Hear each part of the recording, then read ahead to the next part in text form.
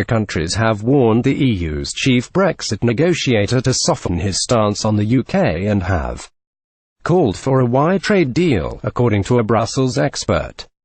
Director of the Centre for European Reform, Charles Grant, tweeted, about 10-12 EU states have some concerns about the hard line taken by France, Germany, and Commission, particularly on the narrow scope of the deal that they appear to want to offer the UK. Getty EPACertain countries are at odds with the likes of Barnier, Merkel and Macron. Monday, February 5, 2018. Michel, Barnier and David Davis head to Downing Street for lunch, meeting. About 10-12 EU states have some concerns about the hard line taken by France, Germany and Commission. Director of the Centre for European Reform, Charles Grant. However, Mr. Grant said these 12 countries have different priorities and no leader, so France, Germany and the Commission could win the battle. This comes as Mr. Barnier vowed to punish the UK if we break European laws during the two-year transition period, which will start in 2019. Last week, Mr. Barnier insisted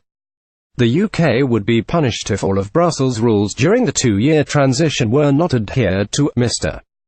Barnier expressed a tough stance over the impact on trade in goods and services if the UK leaves the Single Market and Customs Union. Getty. David Davis is under pressure to stand up for the UK in Brexit negotiations with Barnier. He sparked anger on Friday after claiming a transition period was not a given. Theresa May has been urged to reject the EU's demands for curbs on Britain's ability to negotiate global trade deals during the Brexit transition period. Getty. Theresa May will lead her cabinet in Brexit speeches outlining the government's visionary.